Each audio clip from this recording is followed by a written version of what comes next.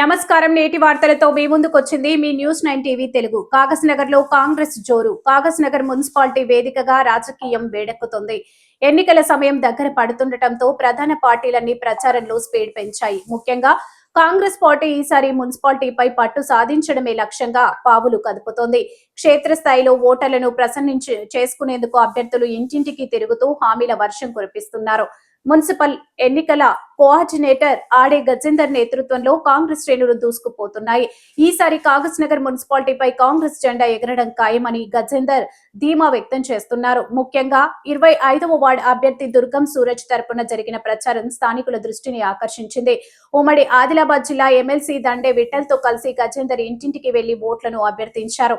ప్రచారంలో భాగంగా గజేందర్ కీలక వ్యాఖ్యలు చేశారు. దుర్గం సూరజ్ ఆందరివాడు, ప్రజల సమస్యలు తెలిసిన యువకుడు అంటూ ఓటర్లకు పరిచయం చేశారు. ఒక్క అవకాశం ఇస్తే వార్డులోని అన్ని సమస్యలను పరిష్కరించే బాధ్యతను తాము తీసుకుంటామని ప్రజలకు హామీ ఇచ్చారు. కేవలం 25వ వార్డు మాత్రమే కాకుండా మిగిలిన వార్డుల్లోనూ కాంగ్రెస్ గాలి వీస్తుంది. 25వ వార్డు అభ్యర్థి జావాజీ కవిత తరపున ప్రచారం నిర్వహించి క్షేత్రస్థాయిలో ఎన్నికల పరిస్థితులపై గజేందర్ చర్చించారు.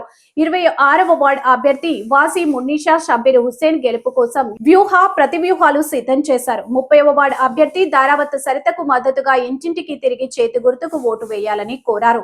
మొత్తానికి కాగజ్నగర్ మున్సిపల్ ఎన్నికల కోఆర్డినేటర్ ఆడే గజేందర్ పర్యవేక్షణలో కాంగ్రెస్ అభ్యర్థులు గెలిపే లక్ష్యంగా ముందుకు సాగుతున్నారు. స్థానిక సమస్యల పరిష్కారం, యువ నాయకత్వానికి ప్రాధాన్యత అవే నినాదాలతో ప్రజల్లోకి వెళ్తున్న కాంగ్రెస్ ఈసారి మున్సిపాలిటీ పీఠాన్ని కైవసం చేసుకుంటుందా లేదా అనేది వేచి చూడాలి. మరిన్ని వార్తల కోసం చూస్తూనే ఉండండి న్యూస్ 9 టీవీ తెలుగు. జై హింద్.